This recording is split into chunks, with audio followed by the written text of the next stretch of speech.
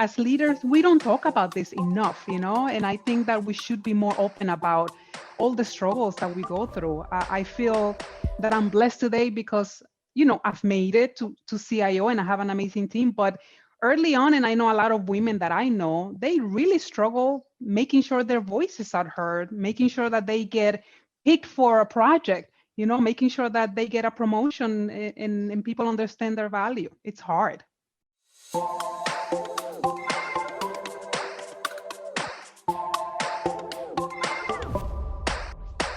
Our voices, stories, and experiences are powerful and need to be shared to create a more inclusive world.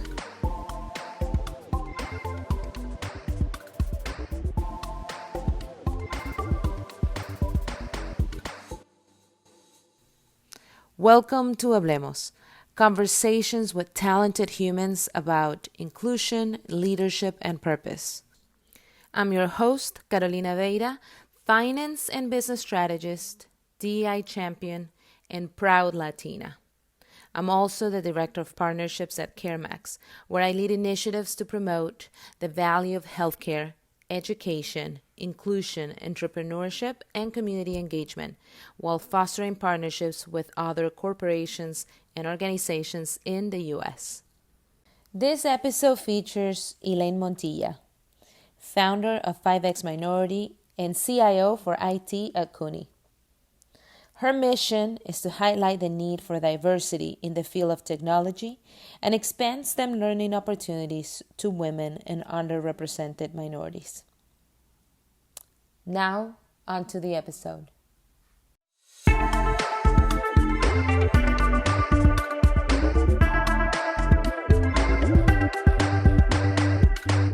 Thank you so much for joining us today, Elaine. How are you? Good. Hola, Carolina. Hola a todos. I like to start and end in Spanish because that's my first language. I'm so excited to be here. We've had so many conversations that it really feels like we're like in the couch, in the living room, just talking, just chit-chatting. No, I know. I mean, that doesn't happen quite often, right? And immediately, as soon as I had my first conversation with Elaine, it was like, oh, I know Elaine. Yeah, Elaine and I, we go way back. No, it doesn't, but it feels like it. So Elaine, go ahead.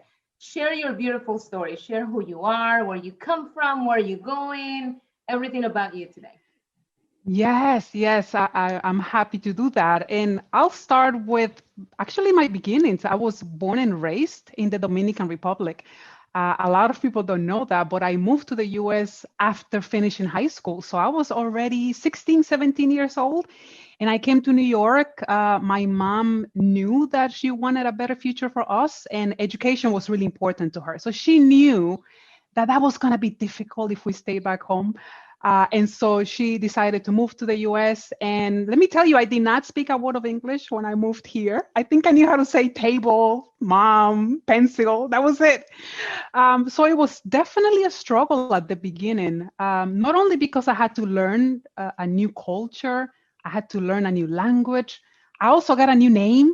I don't know if you know this, but my entire life I was called Elaine. And then when I moved here and people started saying Elaine, I was like, I don't know who they're talking to. Is that me?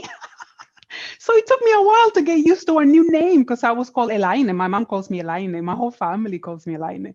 So that was interesting. I love technology because of my older brother.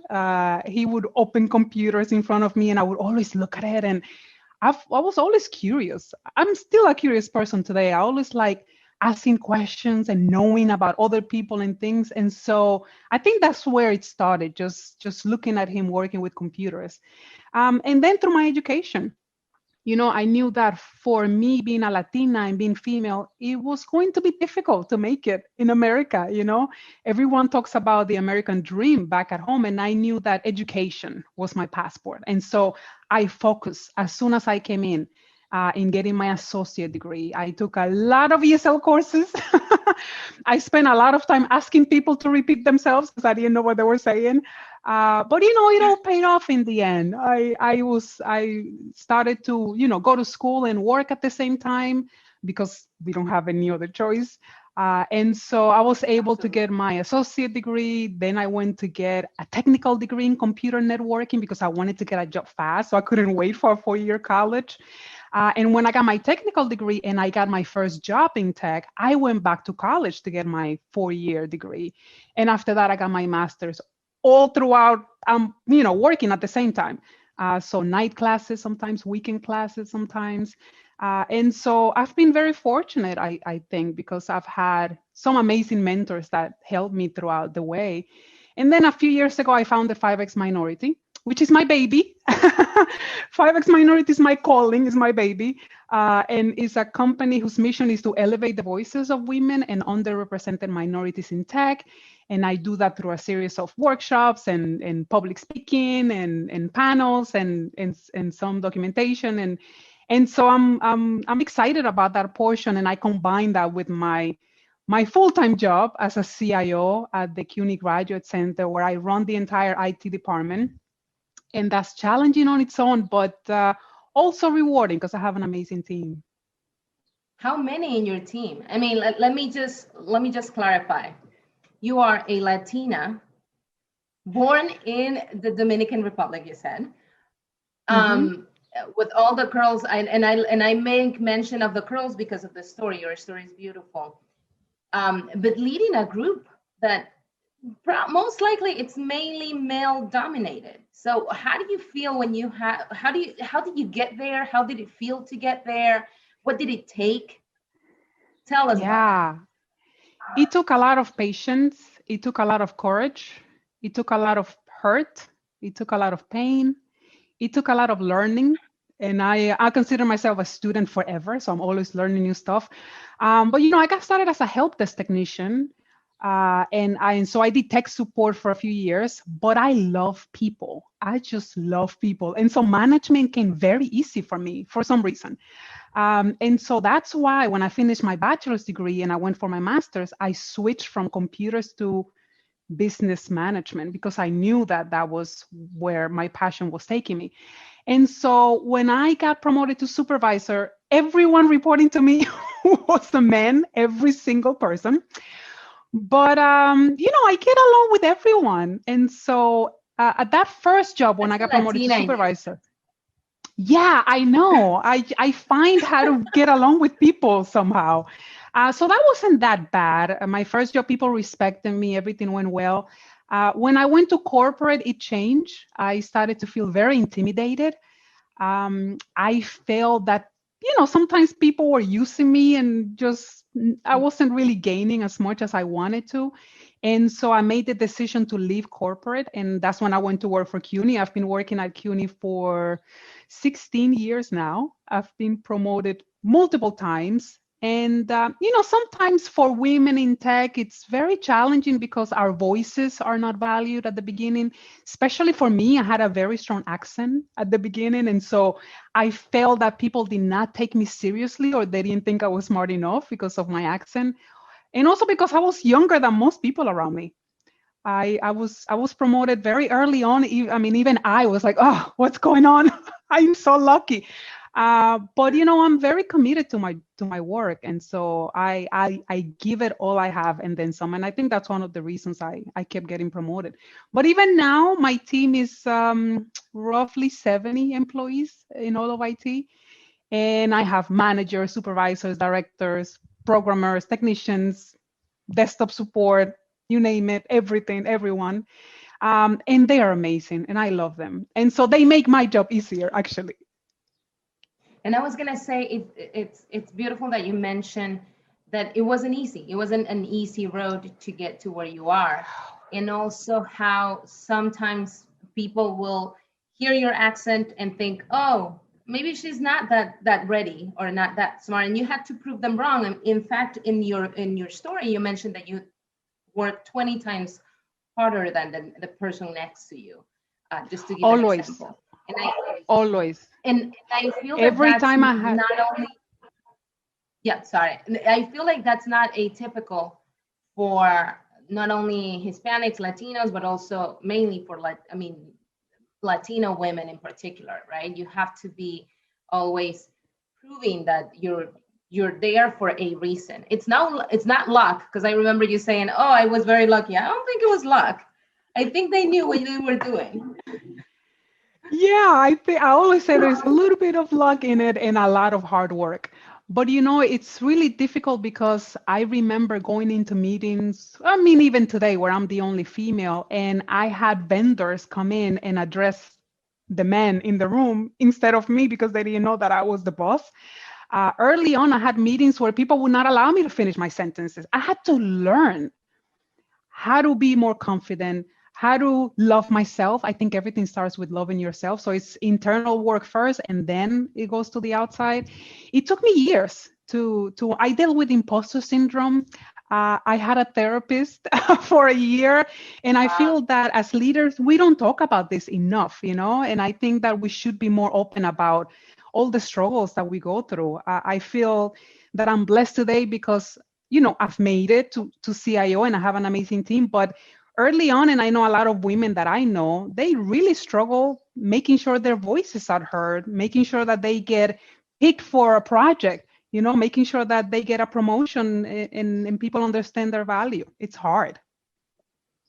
No, yeah, it's especially challenging for women in general, but particularly for Latino women. So I commend you for what you've done. And I think that ties to 5X minority, right? Because you want to give those opportunities or show people the way of how you did it, how you get to where you are, right? And how to love yourself and how to find that voice. Is that your why? Yeah. Is that the reason why? That's connected to my why. I'll share with you that when I did my TEDx talk, I had so many emails and messages from women that I was crying while I was reading them because they were sharing with me how validated they felt that I was able to say out loud what they have been feeling, but they never heard anyone say it before. And so reading through the messages, I still get shivers, but I told myself there needs to be more that I could do. I have to do more. And funny enough, one of my most famous workshops is titled Strategies to Thrive in a Male-Dominated Workspace, because I feel that we're not sharing what we know. Even as women, I don't feel that we're sharing with other women how we were able to overcome our challenges and how they can do it too. And it's not going to be the same way because what worked for me is not going to work for you, Carolina, but there are some basic things that I know people tend to keep to themselves. And so I feel that, if I made it to CIO, I didn't speak English and I'm still here. Imagine what other women can do. And I want to give them that opportunity. I feel like I need to now give back after other people were gracious enough to give to me. And you do it on a series of conversations, workshops, but tell us more about that TED Talk and how do you, started doing those TED Talks. What does it mean to you? And if there's anyone out there interested in, I don't know, become a TED Talker, TED speaker, how do they go about that? Because that's very powerful. Yeah, you would not believe me, Carolina, but I was terrified of speaking in public. My mom tells the story, a professor would call me and tears would come down my face because I couldn't speak. I could just cry. And so anything is possible. And what I did was I decided to look at my fear and try to find a way to make it a superpower. I do this with everything. I made my accent a superpower. My curls are a superpower. And so I decided I need to learn. I have to do this. I cannot let this take over my life.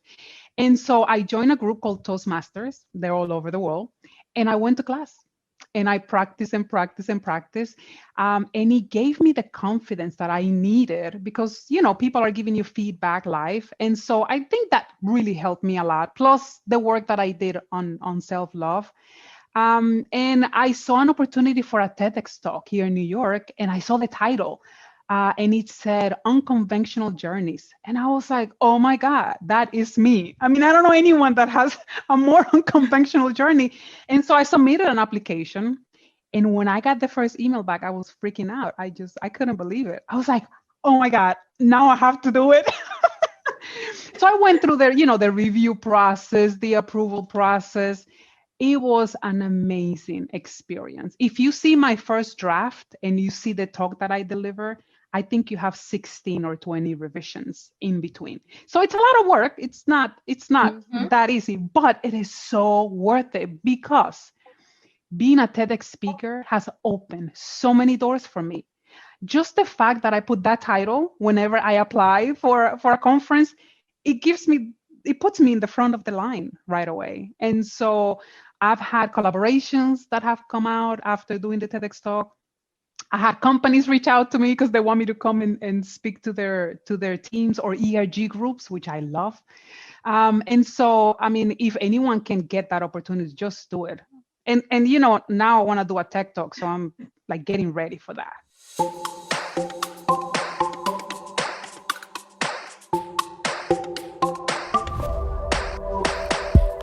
Hi everybody, hola a todos, this is Carolina. I personally would like to invite you to be part of Hablemos by heading over to carolinaveda.com/Hablemos to sign up today. And while you're there, take a look at my DEI initiatives and discover how we can all be agents of change by creating sustainable projects through a DEI lens, and by sharing and celebrating our authentic stories and experiences while leading with compassion and empathy.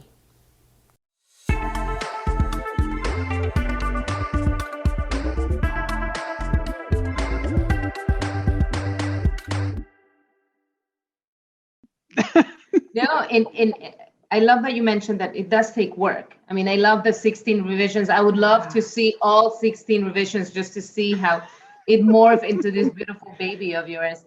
But it takes work, it takes commitment. But tell us more about why did you do it? Like, what was the message? Who did you create this TED Talk for? Who did you have in mind? Over the years, especially being a woman in tech, I realized that if it wasn't for some of the mentors that I encountered in my life, I don't think I would have made it that far. And so in a way, I wanted to give back to them and say thank you. But I also wanted for my nephews to have a better future. And so for me, providing this information to other people, to companies, so that my nephews can have a better future was important to me. When I went into college, I can tell you every computer classroom I went into, I was the only girl. And that was intimidating. And so I remember taking a networking class and the professor was Hispanic and she was Latina. And I was like, oh my God, if she's doing this, that means I can do it. And so I want to be there for other girls too, and for my nephews so that they can, see what's possible. And that's where the idea came from, just to share with people that we are all humans under all the layers of labels that people give us. I have a label for being a female. And people, when they see me, they make all these assumptions without me speaking or saying anything.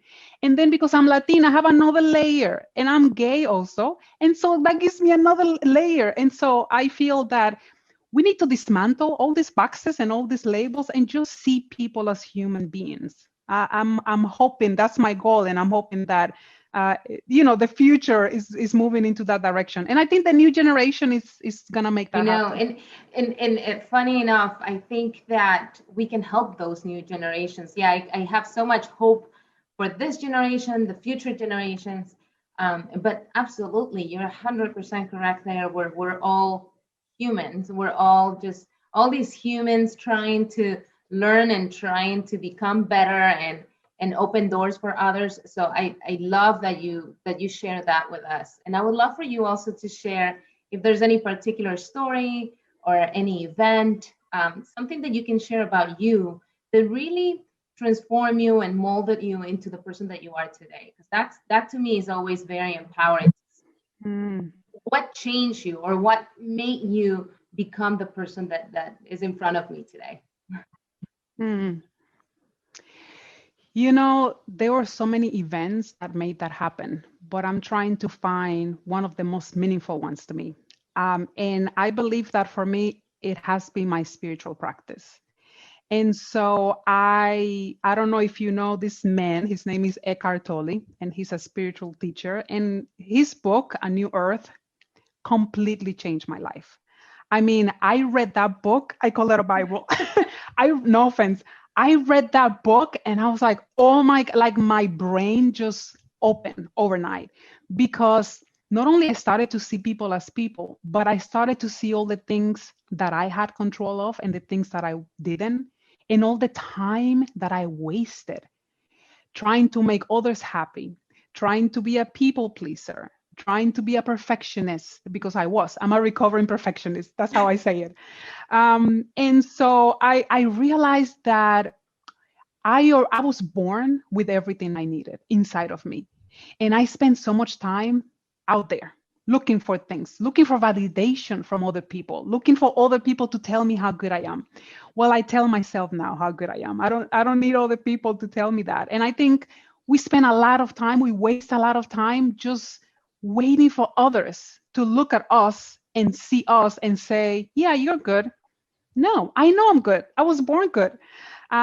If you walk into my office, right at the door, I have a sign that says, don't believe everything you think.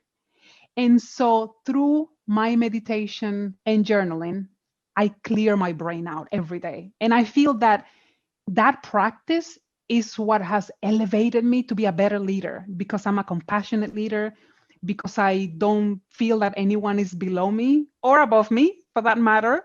And because I give everyone my full attention when I'm talking to them. I don't care who it is, they deserve my attention. That is so beautiful. I love you so much, Elaine. I can't even begin to tell you. And you're also so empathetic, right? And I think we talk about this where you truly connect to people. And like what you said, when we've had conversations, separate conversations, I can really feel that about you, where you really focus on the person you're talking to, in this case, me. And I felt like, oh my God, Yeah.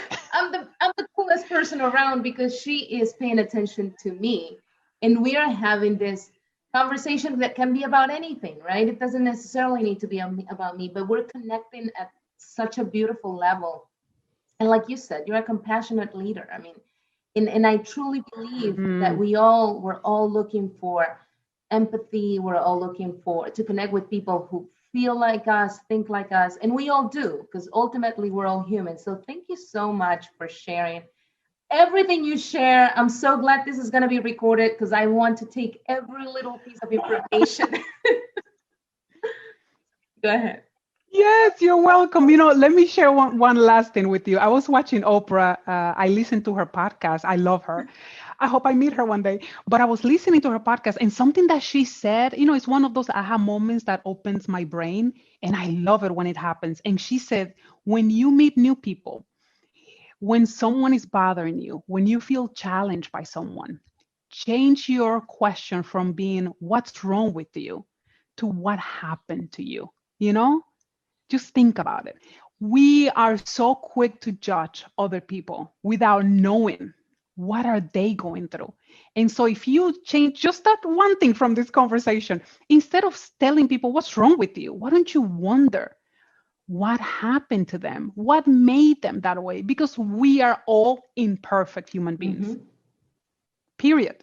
We're all here to learn something. And I love that you mentioned how many of us are always looking for that validation from other people around us, when it should come from us. And I love that you mentioned that we all come equipped with everything we need, because I truly believe that. And like you said, it's not something that you just learn and that you just know it and everybody's the coolest person on earth. It's something that it takes you time to get to understand and to own it and to be proud of that. Yeah, and over the years, we were raised by parents who also had limited knowledge. It wasn't their fault either, right? And so there is all this conditioned thinking that we grew up with from our parents, from society, from our teachers, from schools, from our friends. And so, I now say that I'm going through a process of unlearning because there are so many things that I'm like removing from my brain. Like, that's not true. And, another thing comes up from my childhood. I'm like, no, that's not true. So that's why I question my thoughts now, because it takes a while. And especially for us Latinos, my mom raised me knowing that I needed to respect my elders. And let me tell you, Carolina, everyone, all my managers and directors, they're all older than me. And I had a challenge Right. with that because I respected them, but sometimes I needed to give some constructive feedback. And it took me a while to unlearn everything that my mom told me with very good intentions and know the difference, right? And know how to set healthy boundaries. And so I feel that especially for us Latinos, there is so much unlearning that we need to do. And it takes time. And what I would say is just be compassionate with yourself because it takes time. It takes a lot of time. No, absolutely. It takes so much time to unlearn everything that we've learned from the time that we're kids on, right? And then we continue to assume that that's the way when it's not Yeah. necessarily that. Now, you do all these things. You're a founder. You're a CIO. You live this life that it's beautiful in my eyes. You're so empathetic and so compassionate. Tell us what is your purpose? Like, why do you do the things the way that you do them? What is your ultimate goal? Where do you want to go? Or are you in the place where you want to be for the rest of your life? That's a very good question. That's a very deep question. I had I like know, four right? answers just rush through my brain. The first answer that comes to my mind is I do this for my mom. My mom is a single mom. My dad passed away when I was 7 years old, and she raised all three of us on her own. And she sacrificed her life to move to the US for us. And I feel that the least I could do is make her proud. The least I could do is get an education. The least I could do is be successful for her. So that's the first thought that comes to mind. And the second one, because of my spiritual practice, I am happy where I am right now. I am not thinking about, I'm going to be happy if I make $30,000 more. I'm going to be happy if it doesn't exist and it doesn't matter because the present time is the only thing we have. And so through my spiritual practice, I've learned to love everything I have. And I feel so blessed because I know that I've already accomplished a lot, and I know that for myself, and I give myself, a pat in the back. And so I feel that it is my responsibility to give back. I have to give. I mentor a lot of young girls, and I love it. And I feel that I now have to help those that are coming behind me. I have to. I mean, I feel that I've received so much more from giving that I don't see it working any other way, because the biggest reward that I get is every time I give back.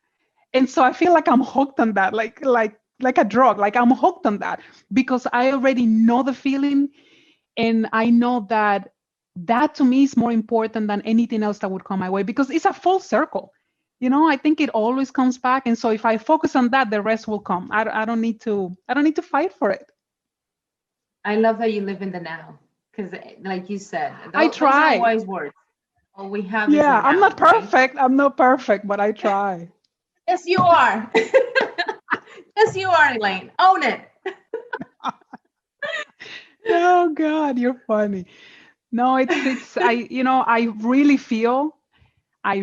feel that leaders should talk more about their imperfections and the struggles. I don't think we see that enough. I feel that everybody's talking about how great things are. And yes, I'm a founder. And yes, I tell you I write poetry? That's just something that comes out of my brain every once in a while.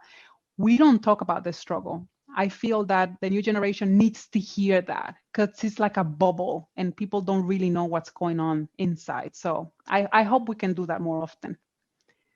That's beautiful, because it's true. I mean, we talk about the accomplishments. However, the how long did it take to get there, we don't mention it. And people have the tendency, all of us, we think, oh my God, she's there and it was luck. Or, oh, it was easy for her. And that's not necessarily the case with anyone, right? Yeah, In the I struggle. was Yeah, go Yeah, ahead. I was recently, I was lucky enough to do a collaboration with Cadillac for Pride Month, and I could hear people say, "Oh my God, overnight, successful woman that came out of nowhere overnight."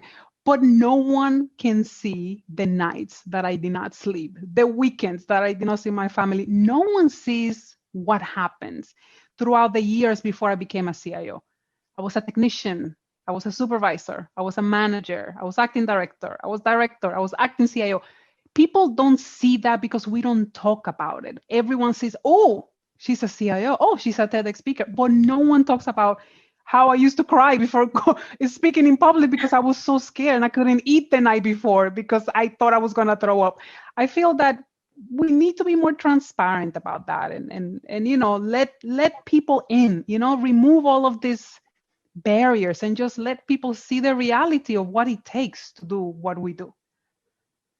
When we're that vulnerable, it's when we can do more, right? And when we become stronger. But that's a very, very delicate place to be in. And I think that's why it's that place where not everybody's ready to go to, because it's a place you could be afraid of being there, so vulnerable. Yeah, it could be scary, and it takes a lot of courage.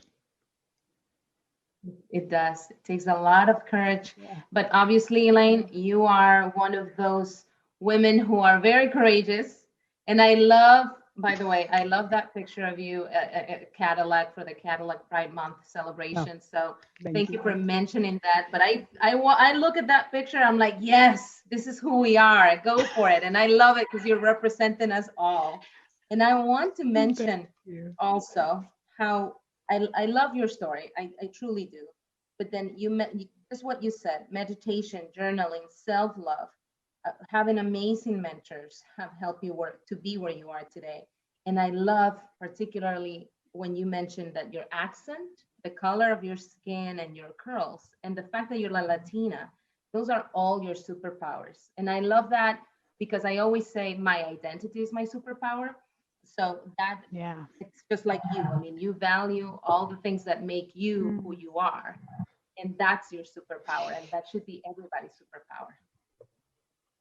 Yeah, thank you for reading that. I spent many years trying to fit in. I wasted many years trying to fit in. I was trying to have straight hair. I was trying to get rid of my accent because I was ashamed of my accent. Can you believe that? I cannot believe it today. But I feel that, you know, it's hard, especially 10, 15 years ago, it was even more difficult. Now it's easier a little bit, but, you know, just the fact that you speak more than one language. Are you kidding me? I mean, your brain works in a different way, and that's a huge advantage. And so I love my accent today. I love my curls. I love everything about me. That's why I said that the internal piece is the most important one. Because if you don't love yourself, it's harder for other people to love you. And so I spent a lot of time working on myself first and seeing, you know, all the great things that I had. You know, my mom created perfection. I can't take that away from her. I love that. I love that. Our parents created perfection. Oh my God, Elaine. Yeah. I'm so sad that we have to leave this session. Like we said, we're going to need another one because I have so many questions and so many things to talk to you about. I mean, thank you for everything that you do. Truly, thank you for inspiring us, everybody. I mean, you inspire me with everything that you do. Thank you for the work that you're doing in the community and mentoring all those young girls because they need more mentors like you, like all of us, right? They need all the help they can get, all the doors we can open for them. So thank you for taking the initiative to do that. Thank you for sharing your story. And please let us know when your next TED Talk happens, because I will be there watching and supporting you and sending all the good vibes and blessings. Así como abuelita, mi bendición, todo, and all my love for you. Yo las tomo todas, gracias. And, you know, thank you so much for, you know, creating this space for us to come here and have this conversation and share all of the struggles and the accomplishments that we've had. I think this is a great platform, and I thank you for inviting me today and for this amazing book that made one of my dreams come true. I've always wanted to be an author, and this is the beginning. So thank you so much for that. I love that. Yes, it's only the beginning. I'm sure you'll have your own book soon. And thank you for being a Hispanic Star. Thank you for being an ambassador to us. Thank you to everybody tuning in, and don't miss this opportunity to meet Elaine. Before we go, how do people reach out to you? How do they connect with you? So you can go to LinkedIn. I think I'm the only Elaine Montilla. And also you can go to 5xminority.com. Perfect. Thank you so much.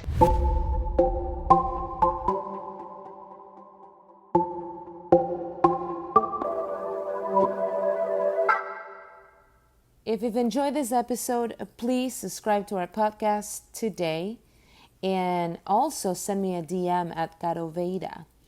Share the love, share the comments, share the thoughts. Special thanks to our partners at the Hispanic Star and Catuna Digital Marketing. Gracias mil. Thank you for listening, everybody, and we'll be back next time with a new episode of Hablemos. Ciao.